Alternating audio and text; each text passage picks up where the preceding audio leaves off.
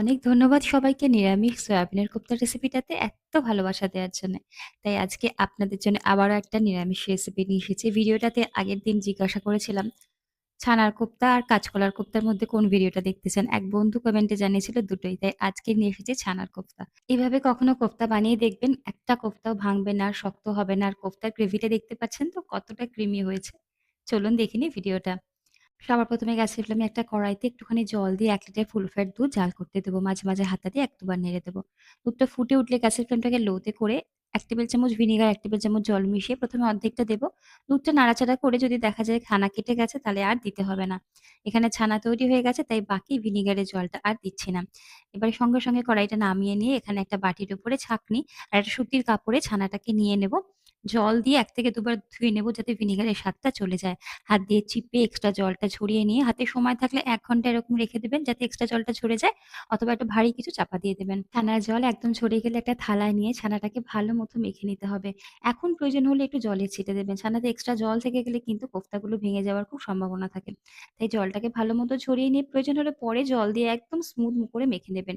দেখবেন বেশ সফট করে ছানাটা মাখা হবে। ছানাটাকে নিয়ে হাতে গোল করে দেখবেন একটা বল করতে পারছেন। তখন তার মধ্যে নুন, হলুদ গুঁড়ো, লাল লঙ্কার গুঁড়ো, জিরে গুঁড়ো, একটু গরম মসলার গুঁড়ো, এলাচের গুঁড়ো 1/2 চামচ, অল্প একটুখানি গোলমরিচ গুঁড়ো, গুঁড়ো দুধ ২ চামচ আর বাইন্ডিং এর জন্যে ১.৫ চামচ ময়দা, 1/2 চামচ মতো ঘি আর আদা, কাঁচা লঙ্কার পেস্ট দিয়ে সফট করে ভালো মতো মেখে নেব।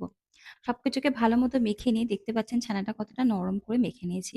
হাতে অল্প একটু ছানার মিশ্রণ নিয়ে হাত দিয়ে ১ম এ মসৃণ গোল বল করে মাঝখানে একটুখানি বাটির মতো করে একটুখানি কিশমিশ আর কাজু কুচি দিচ্ছি। এটা অপশনাল, নাও দিতে পারেন।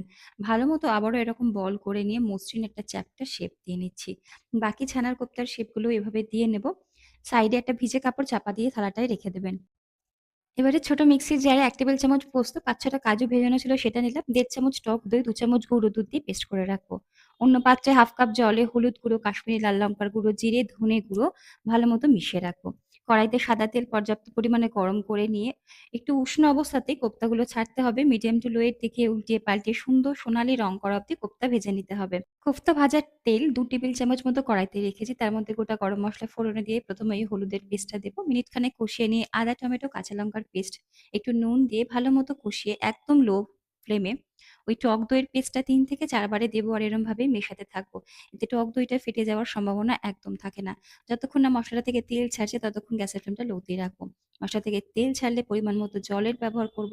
গ্রেভি ভালো মতো মিক্স করে ফুটে উঠলে স্বাদ মতো নুন ১ চিমটি বা ২ চিমটি চিনি দেবো। যেহেতু গুঁড়ো দুধ আছে চিনিটা একটু হিসেব করে দেবেন। গ্রেভি সবকিছু মিশিয়ে ফুটে উঠলে ভাজা কোফতা গরম মসলা গুঁড়ো দিয়ে ঢাকা দিয়ে মিনিট ৩ লো ফ্লেমে ফুটিয়ে নেব। ওপর থেকে ফ্রেশ ক্রিম থাকলে একটু ছড়িয়ে দেবো। আর ১ চামচ ঘি অবশ্যই দেবো। সবকিছুকে মিশিয়ে ২-৩ মিনিট আরো ফুটিয়ে নিলেই কোফতা আমাদের রেডি। গ্রেভিটা একটু এরকমই রাখবেন কারণ পরের দিকে কিন্তু গ্রেভিটা আরো টেনে নেবে। গ্যাসের ফ্লেম বন্ধ করে মিনিট ৫ রেস্টে রাখুন। তারপরে গরম, গরম রুটি, পোলাও, ভাত যেকোনো কিছুর সাথে সার্ভ করুন। ভালো লাগলে সাথে থাকুন।